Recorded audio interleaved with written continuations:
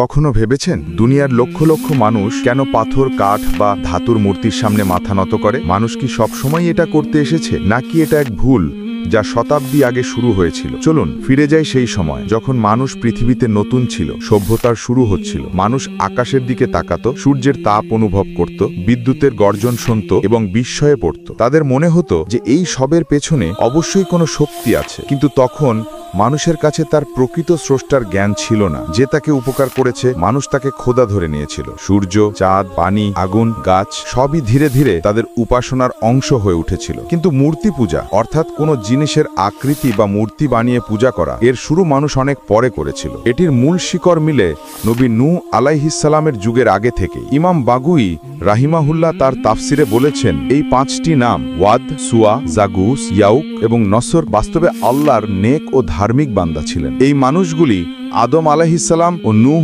আলাইহিসসালামের যুগের মধ্যে ছিলেন। তাদের অনেক অনুসারী ও বিশ্বাসী ছিল। যখন এই 5 নেক মানুষ পৃথিবী ত্যাগ করলেন, তাদের ভক্তরা অনেক সময় ধরে তাদের পথ অনুসরণ করতে থাকলো। আল্লাহর ইবাদত, তাওহীদ ও নেক কর্মে লিপ্ত থাকলো। এরপর শয়তান এলো। ধীরে ধীরে তাদের মনে ফিসফিস পড়ল, তোমরা যে প্রাচীন মানুষদের আনুগত্য করত, যদি তাদের ছবি বানাও এবং সামনে রাখো, তাহলে তোমাদের ইবাদতে আরো ভক্তি ও সম্মান জন্মাবে। মানুষ ভাবল, এতে কি ক্ষতি আছে? আমরা তো শুধু স্মৃতির জন্য ছবি বানাচ্ছি, পূজা করছি না। এইভাবে তারা সেই প্রাচীনদের মুখ ও মূর্তি তৈরি করলো এবং তাদের মসজিদ ও ইবাদত গৃহে রাখল। যখন তারা সেই মূর্তিগুলো দেখত, তখন তাদের মনে তাদের নেক প্রাচীনদের স্মৃতি জন্মাত এবং হৃদয়ে একটা আধ্যাত্মিক অনুভূতি জাগত। এটাই ছিল মূর্তি পূজার প্রথম ধাপ, যা মানুষ নেক উদ্দেশ্যে গ্রহণ করেছিল, কিন্তু যার গন্তব্য ছিল ভুল পথে। এরপর সময় অতিবাহিত হলো, সেই মানুষগুলি মারা গেল এবং নতুন প্রজন্ম এলো যারা এই কথার সত্যতা জানত না। শয়তান নতুন প্রজন্মকে বলল, তোমাদের পূর্বপুরুষ এই মূর্তিগুলোর পূজা করত, এদের থেকে বরকত চাইত। নতুন প্রজন্ম শয়তানের কথা মেনে নিল এবং সেই মূর্তির সামনে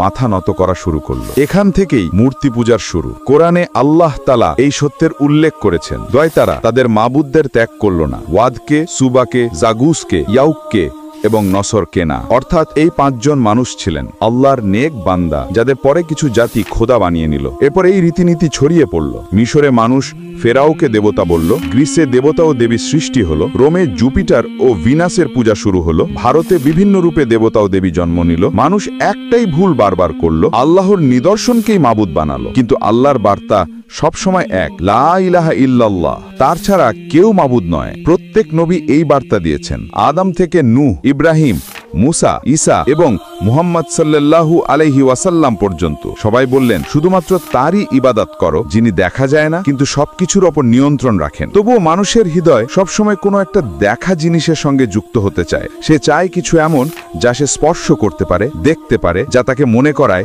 যে আমার দোয়া শোনা হবে। এবং এখান থেকেই সে আবার একই ভুল করতে শুরু করে। আজও যখন কেউ কোনো জিনিসকে অতিরিক্ত সম্মান দেয়, কোনো ব্যক্তি, ছবি বা স্থানকে আধ্যাত্মিক মানায়, তাহলে সে সেই পুরনো পথে চলছে যেখান থেকে মূর্তি পূজা শুরু হয়েছিল। আল্লাহ তাআলা বলেছেন, আমি আমার বান্দাদের খুব কাছাকাছি আছি, যখন কেউ আমাকে ডাকবে আমি তার দোয়া শুনি। তাহলে আমাদের কি কোনো বুত বা মূর্তির প্রয়োজন? যিনি শোনেন, যিনি দেন, তিনি তো সবসময় আমাদের খুব কাছেই আছেন। মূর্তিগুলো হারিয়ে যায়, মন্দির এবং ভবনও ধ্বংস হয়, কিন্তু সত্যিকারের ঈমান হৃদয়ে বাস করে, যেখান থেকেই প্রকৃত ইবাদত শুরু হয়।